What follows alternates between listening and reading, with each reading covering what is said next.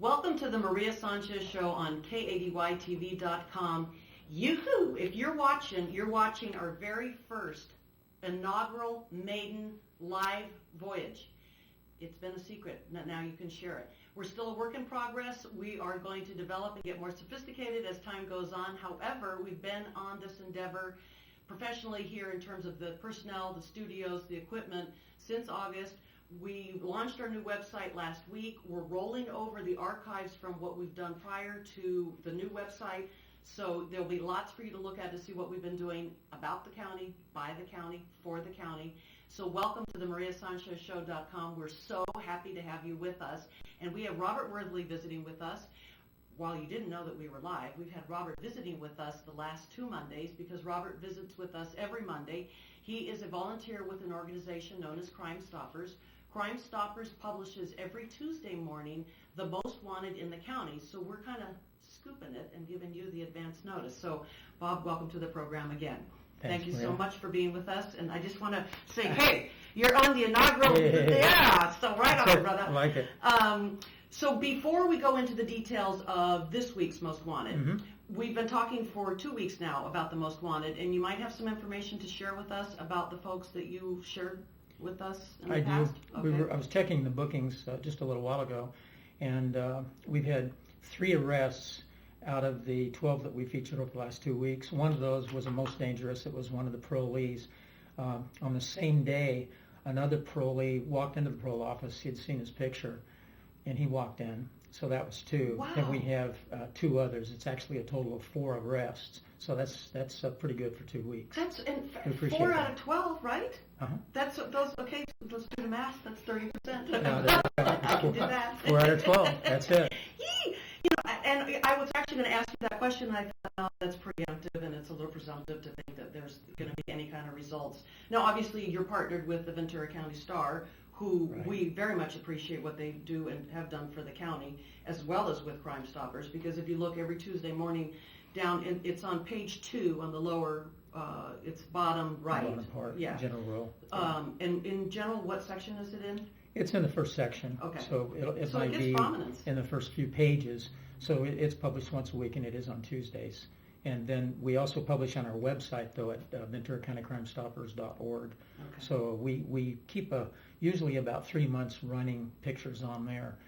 We could end up with 1,000 pictures, so we tend to take them off at the end after a while. Okay. And we try to purge them. We'll show them that they've been arrested, and then drop them out. And you know, you're making me think about that in compatibility with our website too, because we should, when you do have some action with somebody, then because we have our posted in the archives, and then maybe we can put something across there that says, you know, apprehended or no longer wanted. at large.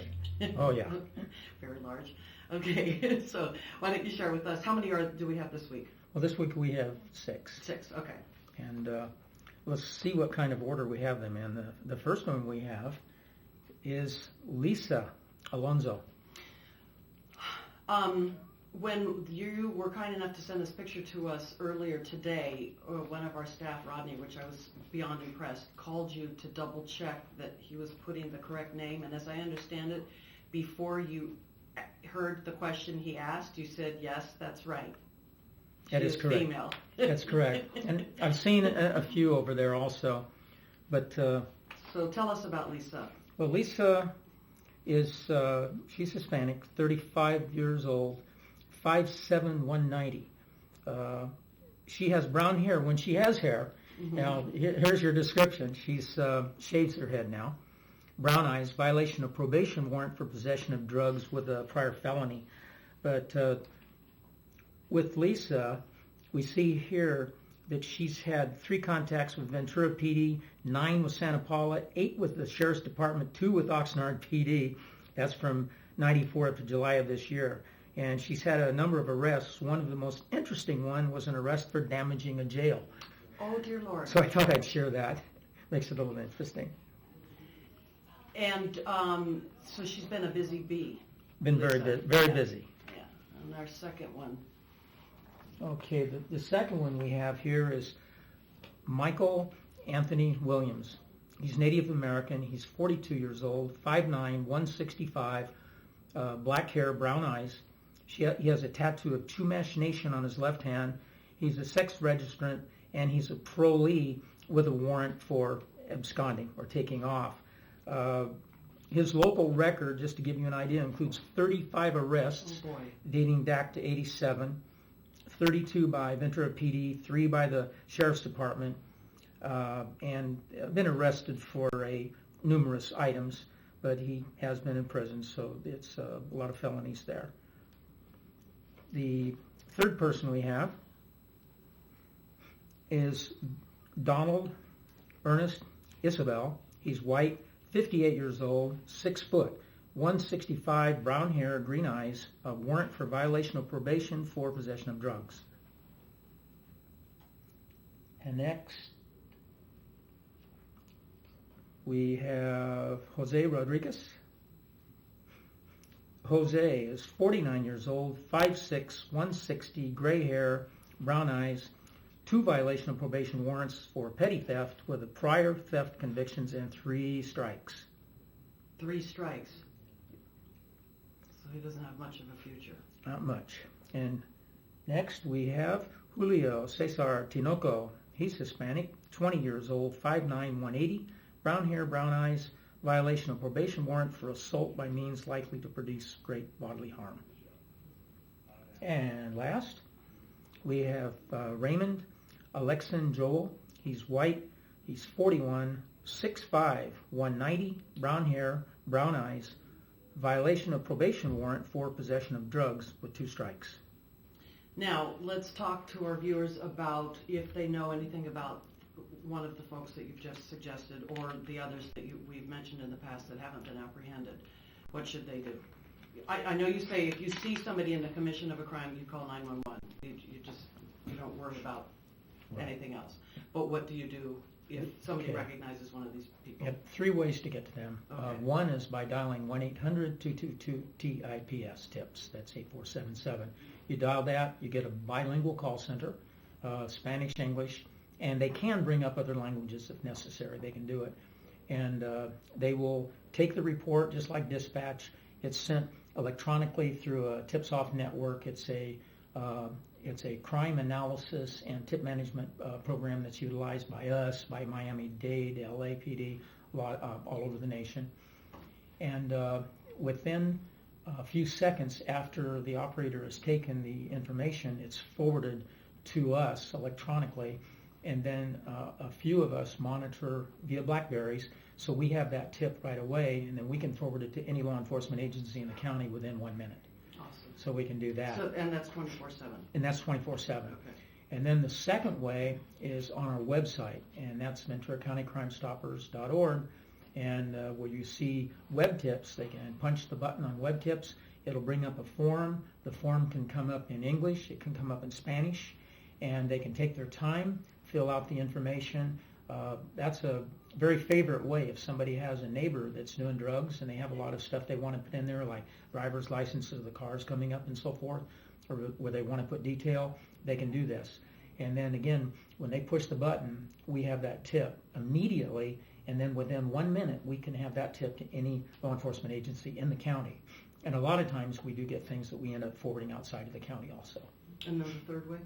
And then the third way is by texting. So you just tip busted to crimes, CRIMES. And busted is a little keyword that says it's Ventura. And then they can put the tip on an SMS or on texting. And then we can also have 2-way communications with the texting. So we can actually go back and forth with them if need be. And again, I'd like to remind the viewers that this is anonymous. There's no way that they've encrypted everything so that you will not be known, especially if you don't want to be known. People can get known if they want to, but if they choose to be anonymous, they will stay anonymous. And we, again, post that information. You're watching us live. You're watching KADYTV.com. Our Crime Stoppers correspondent is Robert Worthley, and we visit with him every Monday at this time, and then we post it into the archive so you can share the information to help make Ventura as safe as possible. We'll take a quick break and we'll be right back. We're going to speak with Robert about another organization known as Volunteers in Policing, and it's an opportunity for you to get involved in our community. Thank you for watching. We'll be right back.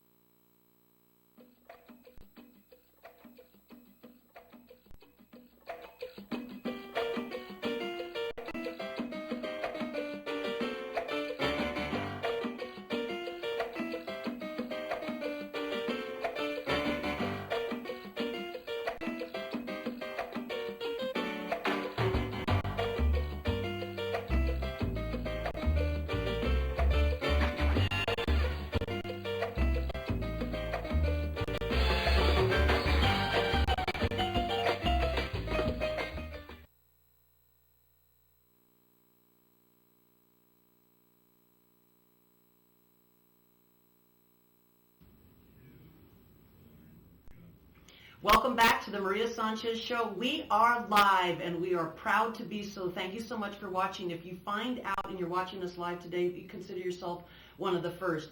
We're getting the word out slowly, and we're doing that on purpose and deliberately because we want to make sure that the product is something that we are very proud of, which we are. Of course, we are a, what do I say, we're a lesson in progress, or we're progressing as best we can. So you might be finding an unknown secret, but certain sure we're going to be going public. Now, in our next segment, we have Ventura County Fire Chief Bob Roper visiting with us. A lot of you may have heard of him because he's been around for so long, but we're going to get to know him. And then after that, we have a beautiful party that we attended on Friday that was a VIP pre-reception for the musical Happy Days with the Cabrillo Music Theater is putting on at the Thousand Oaks Civic Arts Plaza. Gary Marshall was there, who's the creator of Happy Days. He also did Laverne and Shirley. He was the director of Pretty Woman. He's done a lot of things. He's an unbelievable man. We had the composer Paul Williams there, also Scott Baio, Kathy Silvers, and so it was like Hollywood, as Carol Nussbaum, who's the CEO of the Cabrillo Music Theater, calls it, Broadway in our backyard. So that's after Chief Roper. But now we're visiting again with our Crime Stoppers correspondent, Robert Worthley, or Bob, as he likes to be called, who is changing hats because Bob is so busy volunteering. He's one of the persons in our community that is helping making it a better place, which my hat's off to him. By the way, that's what KDTV is all about. We want to help we're about the county, by the county, and for the county. We're looking to make this world a better place. We're trying to do stories that are inspirational, that are people overcoming adversity, that give us hope that if they can do it, we can do it, and as much good news as possible, because the adage in news has always been, if it bleeds, it leads, and we don't want to take that path. So if you do know of stories that are something that we can help promote, we can broadcast, we can endorse, we can go behind the scenes, please let us know.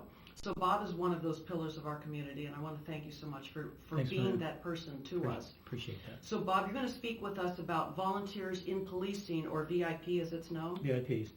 And this is with the Oxnard Police Department. There are some VIP programs elsewhere in Ventura County, some really nice ones. Oxnard, we currently have 25 VIPs there that are in operation. We've run 2 academies over the last 2 years, and we have a new academy coming up in January.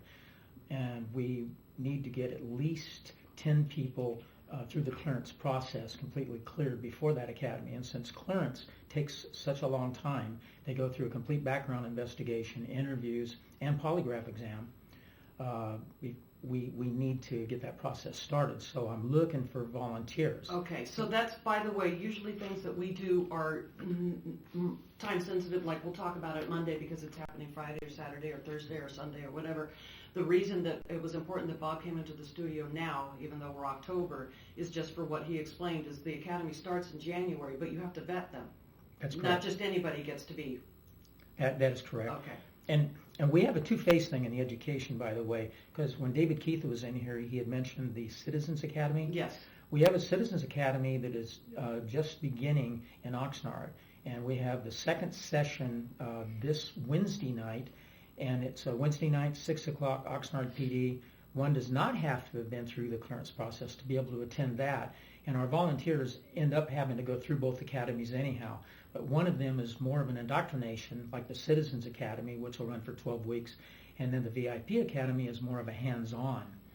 And I'm glad you clarified that, because if you watched last week, and if you look at the archives, David Keith, who is the Public Information Officer of the Oxnard Police Department, or as I affectionately refer to him, the PIO of the OPD, he was talking about the Citizens Academy. And if you are watching today, Monday, and as Bob mentioned, the Academy has session 2 on Wednesday, you can miss one. So if you'd like to take advantage of and enroll in the Wednesday one, you still can.